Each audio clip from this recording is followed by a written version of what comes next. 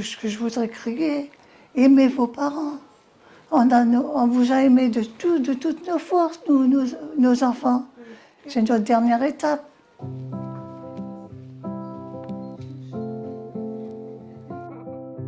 Atina, cet établissement d'hébergement pour personnes âgées dépendantes, conçu comme un lieu de vie, plus qu'un hôpital, accueille près de 70 résidents, dont certains comme Madame Avril, présents depuis l'ouverture en 2021. Un établissement qui ne serait pas né sans l'engagement de la province Sud, garante du prêt pour sa construction et partenaire des familles pour en financer le coût. La province Sud joue un rôle majeur dans la prise en compte des personnes vieillissantes, puisque la plupart des résidents ne pourraient pas être là sans le soutien financier de la province Sud. Il y a aussi la CAFAT, il y a d'autres financeurs. Beaucoup, c'est pas quelques-uns, c'est beaucoup de nos résidents ne pourraient pas séjourner à l'EHPAD de Tina. Grâce à ces aides, la porte de l'EHPAD s'ouvre à ceux qui n'auraient pas pu se le permettre seuls. Et une fois installés, certains y trouvent quelque chose d'inattendu. La liberté de lâcher prise.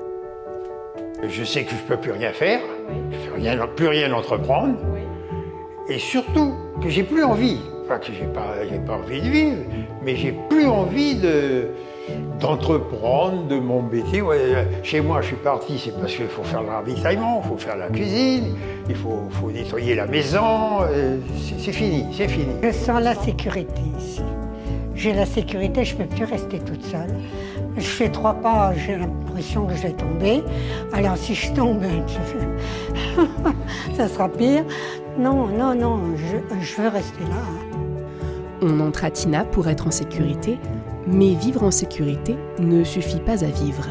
Contre l'ennui, l'isolement, la perte de sens, les animateurs et les équipes médicales s'efforcent chaque jour de donner ou redonner aux résidents l'envie de se lever le matin, de créer des liens, ou pour certains, de simplement rester vivant. Je me sens mieux depuis que je suis ici. Je me sens mieux.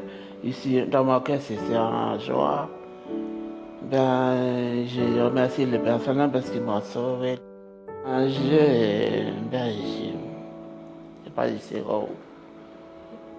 Oui, il y a besoin qu'on apporte de la joie en fait. Pour certains, ils restent ici